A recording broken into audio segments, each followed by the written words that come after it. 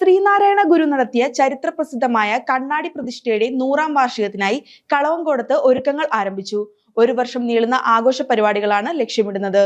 ശ്രീനാരായണ ഗുരു നടത്തിയ ചരിത്രപ്രസിദ്ധമായ കണ്ണാടി പ്രതിഷ്ഠയുടെ 100ാം വാർഷികത്തിനായി കളവങ്കോടത്ത് ഒരുക്കങ്ങൾ തുടങ്ങി. ഒരു വർഷം നീളുന്ന ആഘോഷത്തിനായാണ് ലക്ഷ്യമിടുന്നത്. 1927 ജൂൺ 14 പുലർച്ചെ 4 കളവങ്കോടം ശക്തീശ്വരം ക്ഷേത്രത്തിൽ ശ്രീനാരായണ ഗുരു കണ്ണാടി പ്രതിഷ്ഠ നടത്തിയത്. സംസ്ഥാന തലത്തിലുള്ള ആഘോഷങ്ങളാണ് ഒരുക്കുന്നതെന്ന് ക്ഷേത്രം പ്രസിഡന്റ് CK ഷാജി മോഹൻ പറഞ്ഞു. കളവങ്കോടം ശ്രീ ശക്തീശ്വര ക്ഷേത്രത്തിൽ ശ്രീനാരായണ ഗുരുദേവൻ കണ്ണാടി പ്രതിഷ്ഠ നടത്തിയതിൻ്റെ 100ാം വാർഷികം ആഘോഷിക്കാൻ തുടങ്ങുന്ന വേളയിലാണ് ഈ വർഷം കടന്നു പോകുന്നത്. ഒരു കണ്ണാടി പ്രതിഷ്ഠ നടത്തി 99 വർഷമാണ് ഈ ജൂൺ 14 വരുമ്പോൾ പിന്നിട്ട് കഴിഞ്ഞത്. വരുന്ന ഒരു വർഷക്കാലം നീണ്ടു നിൽക്കുന്ന ദൂരമായ ആഘോഷ പരിപാടികൾക്കാണ് നാട്ടുകാരും ദേവസ്വം ഭരണസമിതിയും തയ്യാറെടുത്തിരിക്കുന്നത്.